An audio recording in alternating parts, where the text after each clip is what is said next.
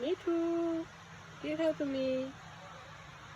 মিঠু সোনা, বাবা বাবা মরিচ খায়। মিঠু মরিচ খায়।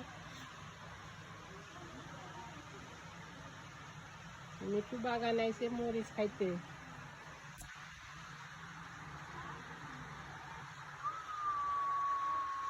মিঠু, এই এটা না।